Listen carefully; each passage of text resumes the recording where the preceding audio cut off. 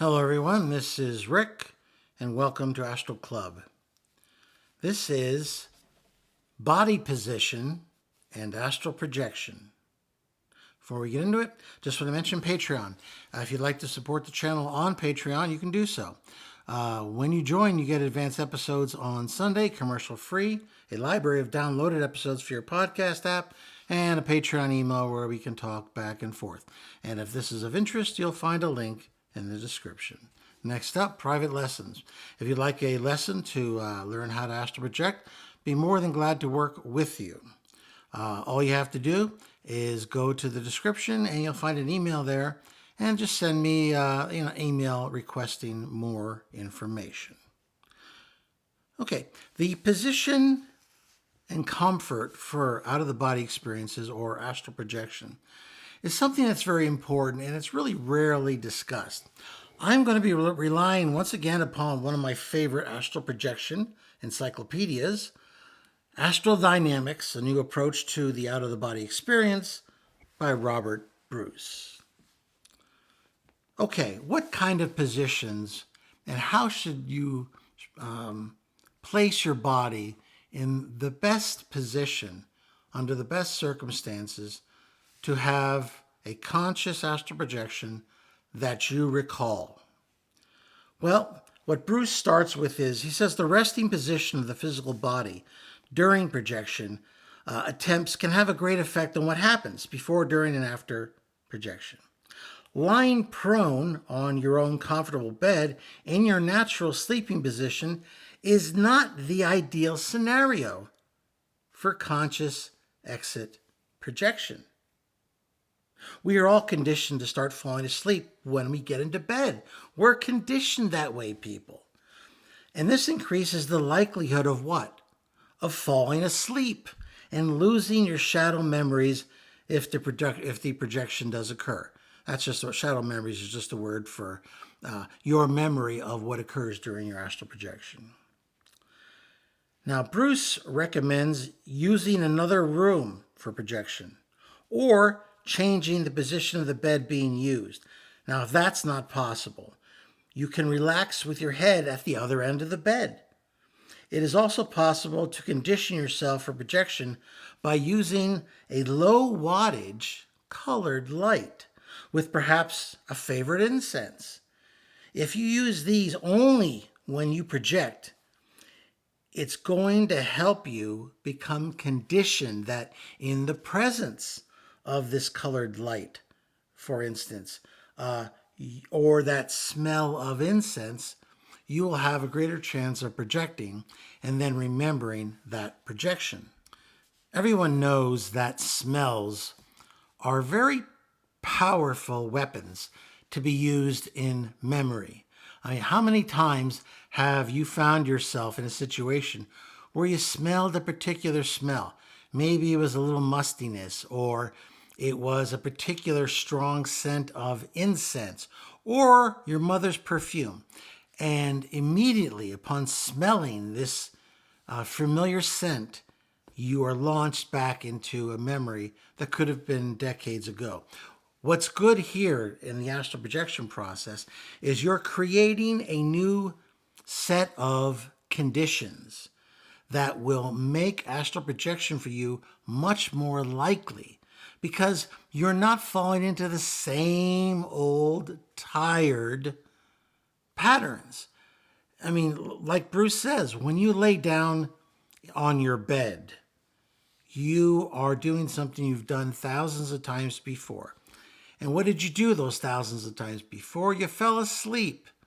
So what makes you think that you're going to have an easier time projecting when all you're doing is lying down in your bed again? You've programmed your conscious and subconscious minds that when you lie down there, you want to go off to dreamland as quickly as possible. So, if you're going to do that, you have to really give yourself a lot of different kinds of suggestions to make up a new conditioning that can help you. But these suggestions that Bruce gave, I think, are excellent, especially the scent. That's especially good, because if you only ever use a particular scent, like incense, when you want to project, then that scent will be smelled even when you're asleep. Your subconscious will smell that, and it might help you to project. So, great information so far. Now, Bruce says he usually recommends sitting or a semi-sitting position for projection if at all possible. And the reason that he says that is because you don't normally go to sleep, as a matter of course, sitting in a chair. So if you can change that to, sitting in a chair, then allowing yourself to go into a deeper state, you'll have an easier time projecting because you're not fighting all of those thousands of nights of patterns of you lying down in your bed and falling asleep. Now he goes on to say that it's not only easier to project from a sitting position, but it's also easier to recall a projection after the event. I don't know if it's easier to project from a sitting position. I withhold my objection on that. But I do believe that it is easier to recall the projection simply because you won't be in as deep a sleep. He goes on to say sitting helps overcome many shadow memory problems. I'm sure if you're going to be in a lighter sleep, you'll have a better chance at remembering your projections. And remember the little hint I told you before. When you project, narrate your experience. It will help you to maintain your consciousness and also to have your memories intact when you return to your body. Bruce says that an armchair or a recliner could work well for projection as long as it has good back and neck support. He says you can use pillows or cushions to make sure your neck or lower back are correctly supported. I mean, you need to be comfortable. If you're sitting in a chair or a recliner and you're reclined back, you have to be comfortable. If you're not comfortable, you're not going to be able to project. He then goes on to use the usual advice, which is wear loose and comfortable clothing, loose socks, and of course, depending on the local temperature, you want to make sure you're comfortable. You don't want to be too hot. You don't want to be too cold. You want to be comfortable. So you want to wear clothing that is loose fitting and that is proper for whatever the current temperature is. If you don't have a chair, that would work for you, then you can always prop yourself up in bed like make believe like you were having breakfast in bed.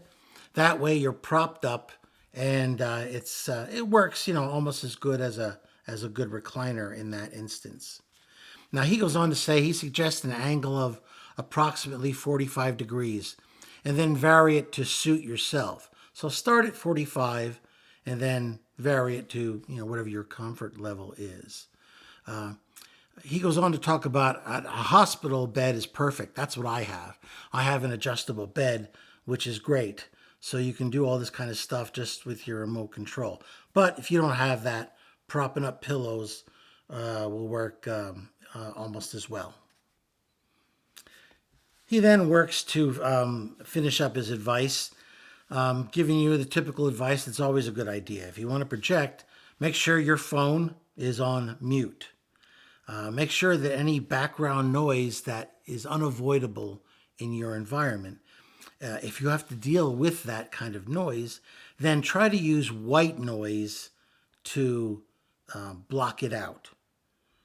One of the ways, if you have a noise generator, and chances are, if you've got your phone, you could probably download an app that has a white noise app that you can listen to. If you want to do the old-fashioned stuff, like is mentioned in this book, you could certainly turn a radio on a no-channel station, or he mentions a TV. I don't think you can find a TV station that you can tune to static. When I was young, there was plenty of stations that signed off at 12 o'clock or 1 o'clock or 2 o'clock, and then all you'd see is just static with a test pattern. It's funny that that's kind of old-fashioned here in this book. But the idea here is, we all know what white noise is. And certainly you can download something onto your phone that can play that. Or you go on YouTube, put in white noise and you'll come up with, videos that are nothing but white noise. So go ahead and do that. He goes on to talk about if you need to, you can wear earplugs or headphones. If you're in an exceptionally noisy environment, this might be a good idea. The whole idea here is you need to be comfortable in a position that isn't similar to your typical sleeping position. And you need quiet, or at least you need no sudden noises that will bring you out of your astral projection exercise. Lastly, he says lack of suitable lighting is a major contributing factor to projection failure. He suggests that you use a night lamp. I've done that in the past. Or a lamp with a low wattage bulb. Many people find themselves in gloomy darkness once they get out, and then they get freaked and they abort their astral projection simply because the darkness makes everything appear a bit sinister. That night light can be of help because that kind of illumination can extend in certain cases into the lower astral. Okay, well, that's basically what Bruce recommends. And for those of you who are having difficulty projecting, who especially are having difficulty when they go to sleep and their projections just aren't happening, well, here's some suggestions where you can develop a different habit for your projections such that whenever you do the same thing, say sitting in a lounger, comfortably lying back with maybe a smell of incense in the air, something like that, could very well work for you, especially if nothing else has worked in the past. Well, if you like that, please hit the like button, share it with those of like minds, subscribe if you haven't already, and I'd be interested in your questions and comments.